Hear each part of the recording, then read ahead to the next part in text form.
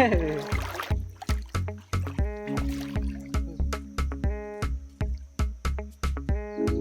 เลยแหละงูดีเลยนะงูนั่นนี่งูน้องมันเยอะงูหวานเข้าจากข้างใน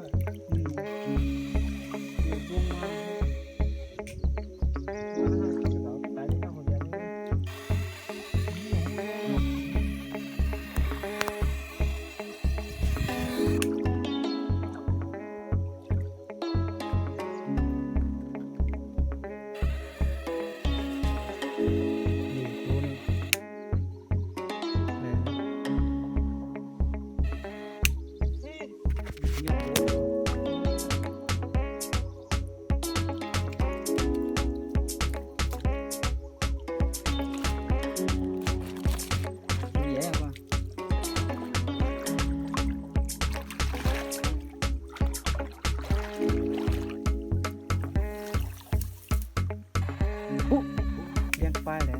สวยเลย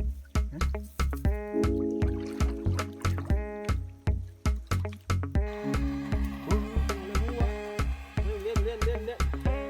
ไปโอ้ทำเรียกอะไรอย่างเงี้ยแค่หนูนะนี่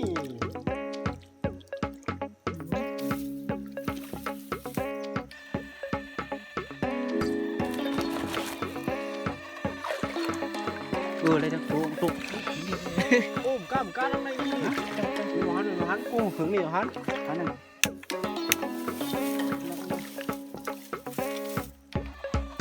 หันชอบรู้เลยเอาเลยวิ่งโอ้ได้สองตัวสองตัว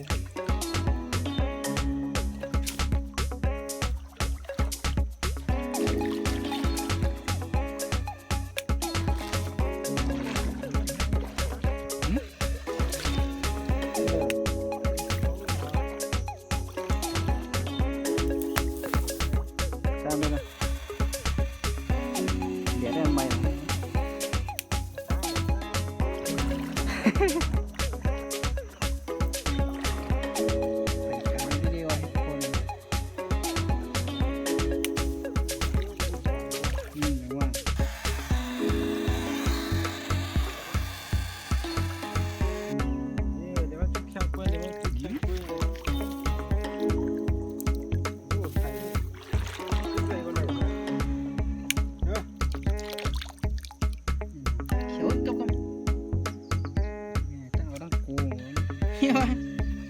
ชั่วเลย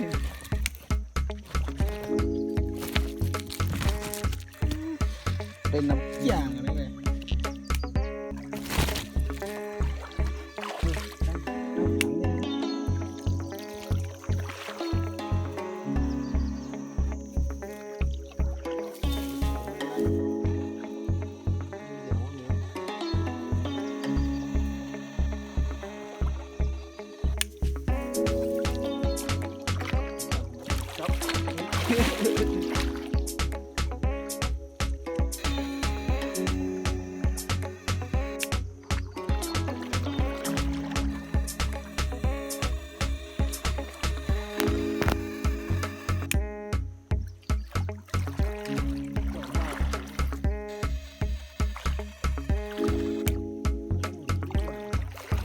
นี่ตั้งในนู้นมัดตัวได้ป่ะตั้งจอกในนู้นนี่ได้เลยใส่ได้ยังไงนี่แน่จอกเลยจะร้อนเดี๋ยว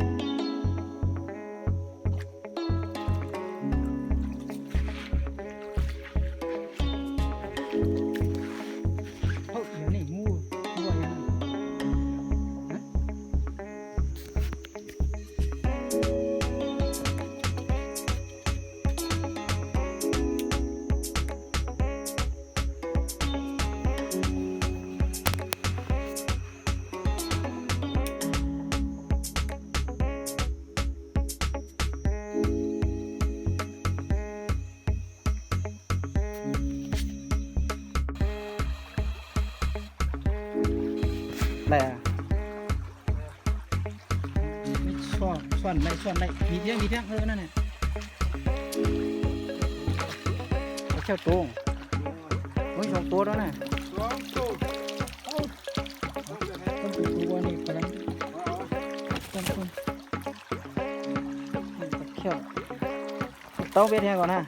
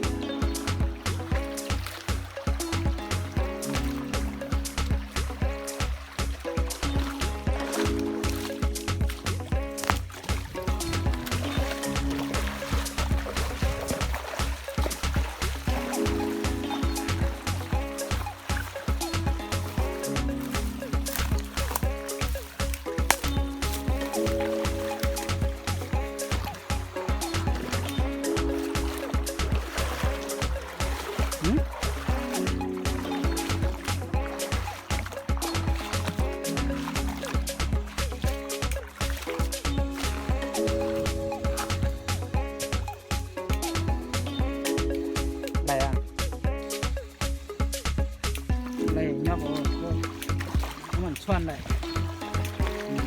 ฮะ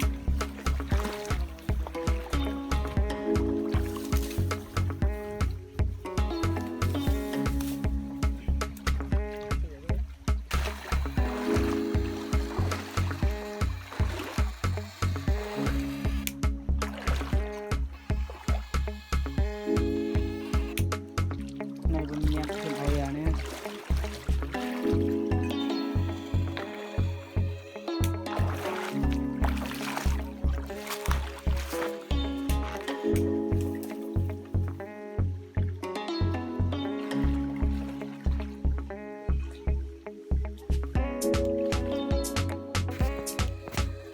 ขึ้นแล้วทั้งพวกนั้น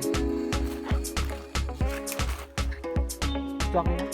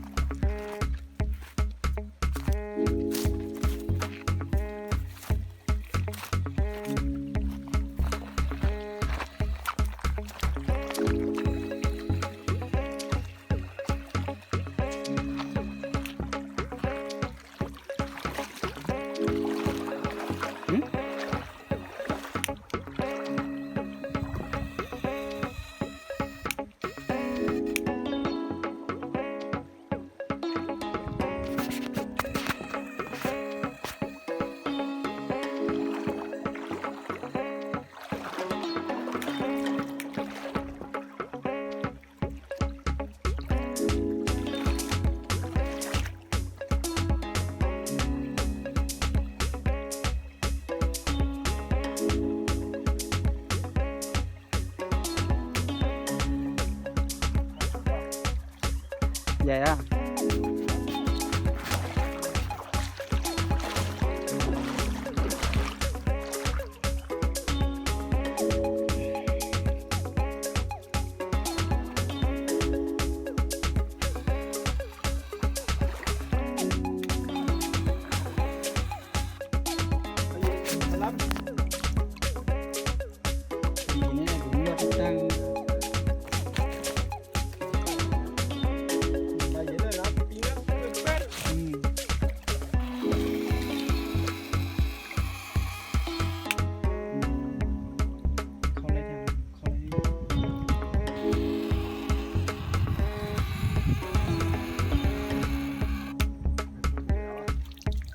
ไปได้กันช่วยได้ยิน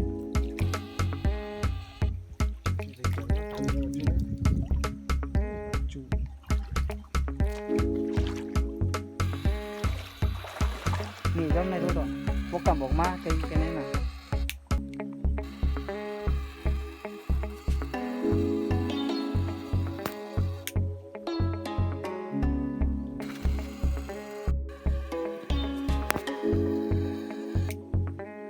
อะไรอ่ะ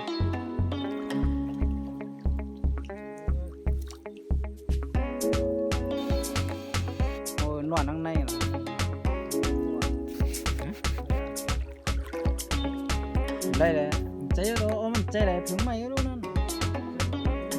มีอ่ะ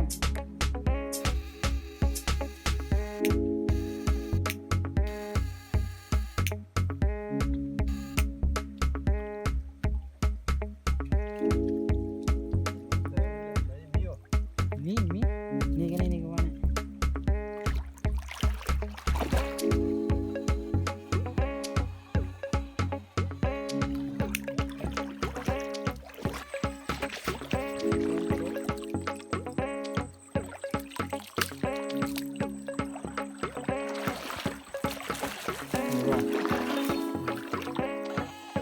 ดูดิดูเหนื่อยแค่ไหนน้องโจเลยนั่นดูไงนั่นการเอาให้นั่นแล้วเดี๋ยวว่าชื่อนี้ว่ามีแต่ครบเลยกันเลย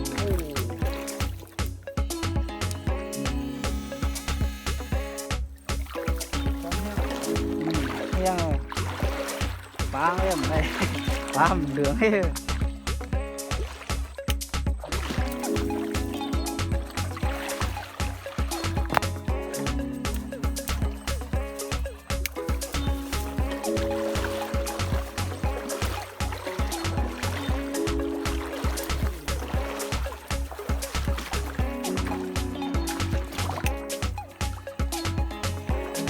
กินในตัวนี้ปลาเปล่าในงูเลยงูนั่นงูจะไปเย็นงู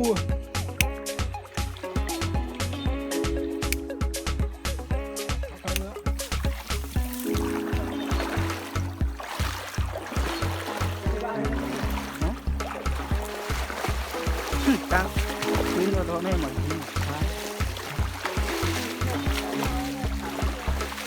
ฮะ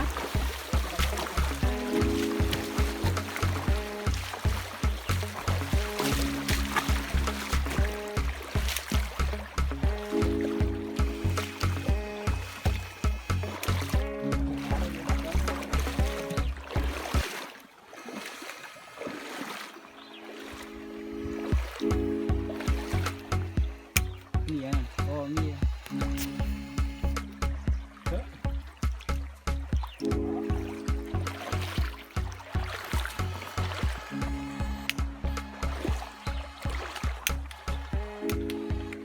ก็ตัดมาแล้วมันก็หลอกมาตัดตรงนี้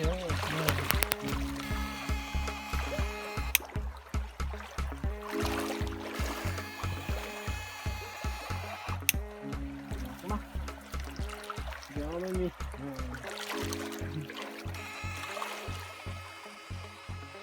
ขึ้นปลาวันนะเขาไม่เคียงนั่นใจเฮ้ย